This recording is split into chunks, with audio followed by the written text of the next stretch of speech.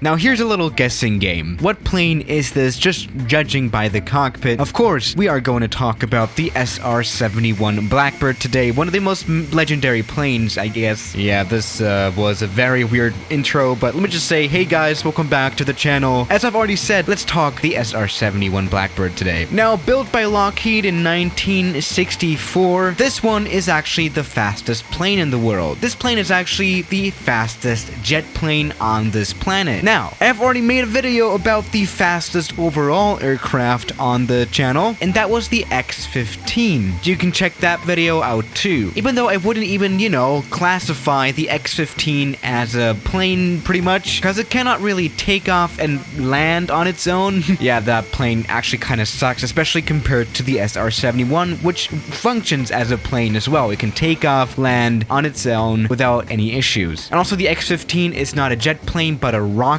plane. Yes, that one has a rocket engine. This one uses normal jet fuel, I guess, and it functions like a normal plane. Now, this thing can reach speeds of up to Mach 3, which is pretty fast, I would say. The X-15 is a little faster at Mach 6, thanks to that rocket engine again, and it's also a lot smaller. This plane is actually pretty big. A lot of people underestimate the size of this one. A normal person would probably be like this tall, as I'm moving the mouse cursor. Right now, we are at the airport that we checked out yesterday. We are on the Svalbard Island, I think that's what it calls. We're in the middle of nowhere, pretty much. Let's see if we can take off the SR-71 Blackbird out of here. Now, well, I've already shown you the cockpit of this plane all the time, but it is quite a, special one. Well, it's a 1960s cockpit, so yes, it is a little, more complicated than modern planes. This is more of a clock store, right? We have a lot of gauges here that I have no idea how to read, but that's no problem. Let's just go ahead and take off. We don't have flaps on this plane, apparently. I mean, where would you even put them? Yeah, as you can see right here, the control surfaces of this plane are pretty interesting. This is really exceptional, the design as well. It looks like a spaceship, which is just crazy because, this plane came out in the 60s. That was like 40 years before the internet even came out, I guess, which is another crazy thing to think about. Now, let's just go full power. We can now enjoy the very, very, very loud sounds of this airplane. Let's just go to the exterior view again.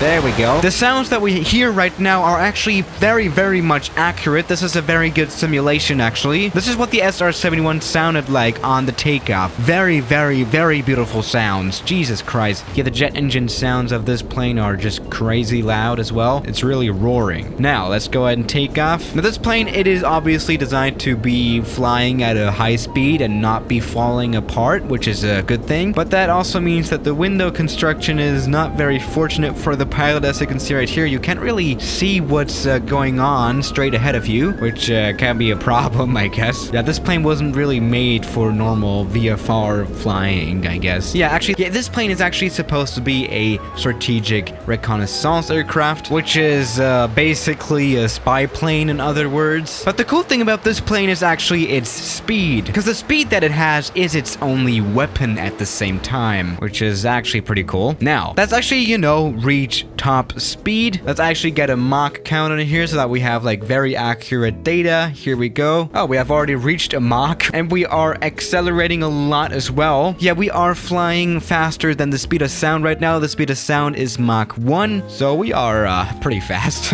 We're not even flying at its cruising altitude just yet. The cruising altitude of the SR-71 Blackbird is around 70,000 feet. And the simulator has crashed now. That is not good. Alright, you know what? Let's try this flight again. But now let's go to the actual home of this aircraft, which is California. We're of course going to the Edwards Air Force Base. Let's do this all again. Let's now reach the speed of Mach 3. Alrighty, welcome aboard the SR-71 Blackbird. On the outside, we can actually not hear the aircraft that much. Maybe because air is so thin that sound doesn't spread, because we are actually at 70,000 feet now. Now that altitude is obviously a lot higher than the altitude that normal planes like airliners actually fly at, but especially spy planes that are supposed to be stealthy like altitudes like this, because up here they cannot be noticed very quickly, and they can also fly at a faster speed. Right now we are flying at Mach 2, which is the speed that the Concorde used to be flying at back when it was actually flying. But yeah, as I've already said, we can go faster than that. We can reach 3 3 times the speed of sound, which is Mach 3. Now, a fun fact that a few of you might already know is that Elon Musk named his son, his recently newborn son, after this plane, or more like its prototype that it was developed from, the A-12, which is very, very similar to this one. Alright, and let's just speed up things a little bit by, just entering a steep dive, which is probably no problem for the structure of this plane. This is a very tough one, I guess. So that we can reach Mach 3 very quickly. And yeah, the SR-71, or perhaps the A-12, is Elon's favorite plane, he said, because just like I said in the beginning of this video, its only weapon is speed, and that's pretty damn cool.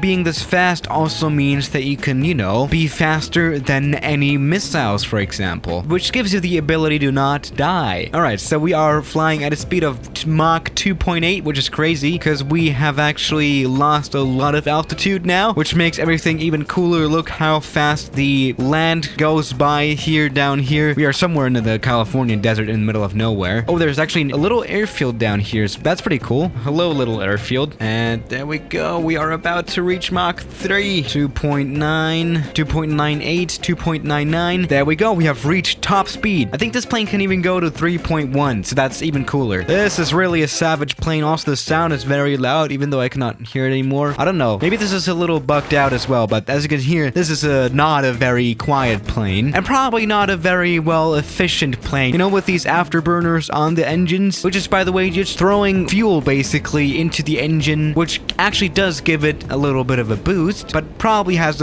quite a high consumption though. There we go. This plane, it actually does fly just nicely, and it's not that hard of a plane to fly, I would say. Like, just from the flying part, this plane maneuvers just nicely around.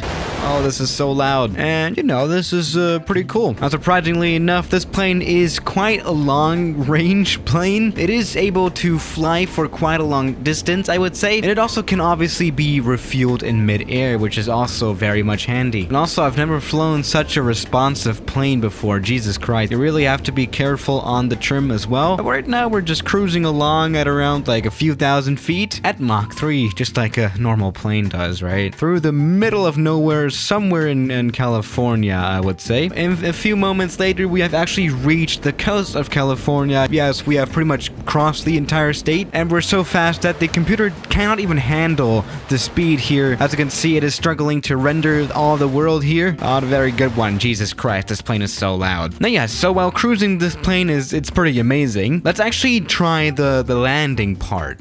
Yeah, how do you land this plane? Honestly, I don't think I have ever really done that, so I think it's time. Yeah, how does a plane fly that you cannot even, like, look straight ahead out of? Because of that structure in the window? How do you fly a plane like this? I do wonder. Alright, welcome back on board. We are now again at the Edwards Air Force Base. You can kind of see in front of you, especially if you, tilt your head a little bit. Let's try making a smooth landing. Now, since this plane, again, doesn't have any flaps, I guess we're gonna have to land at quite a higher speed. I think this seems fine enough. Yeah, recently I talked about another spy plane from the past, and that was the Lockheed U-2, and that is actually considered the hardest plane to fly for pilots, simply because it wasn't really controllable at all. But this one is actually alright. Let's just get this one down on the runway.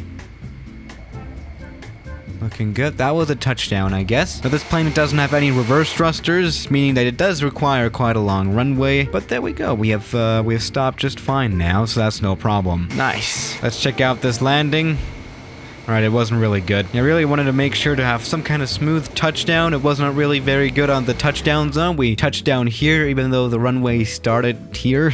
But that's another story. We stopped just fine. No, this is actually a great plane to fly, I would say. But let's just go full power again. And it doesn't even need that much of a runway, does it? As it turns out, it doesn't. Yeah, there we go. That was quite a nice takeoff as well. Now, around 32 of these planes were actually built, which is like not too bad, really. And they were all used either by the United States Air Force or NASA as well. And the last one was actually retired in 1999 from NASA, which is actually quite good, really. And the plane was around for quite a long time, for almost 44 years, which is really not bad. Yeah, it was used quite a lot. And it was quite a tough one, and it worked very well. Now let's go ahead and try this one again. Actually, this one has a parachute in it in order to stop faster, which is like where I'm asking, well, why why do you need a parachute? I mean, the stopping performance of this plane is just fine for any runway, really. But let's try landing with the parachute as well, just for the purpose of testing. Down here, we have a runway. This one is actually not that long. Oh, yeah. Yeah, the problem that you cannot really see your runway is actually quite big, I would say. I do struggle to actually, you know, touch down on the center line properly. There we go. Let's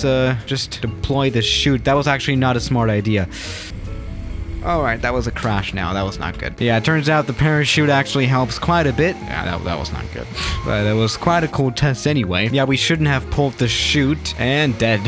Well, that was fine enough, though. Now, yes, what can we say about the SR-71 Blackbird? It obviously is a very impressive plane. Again, it was built around, like, 60 years ago now, which is just crazy to think about. This plane, it looks more modern than some modern planes that we have, really. It really does look like a very nice spaceship, and it works really well too, or at least it used to back when it was still in service. And yeah, I really share Elon Musk's opinion on this plane. It is fast, and that is its only weapon, and it actually is very, very, very much effective as a spy plane, you know, being able to fly faster than any missiles. So yeah, guys, thank you for watching today's video, and I'll see you tomorrow. As always, good night.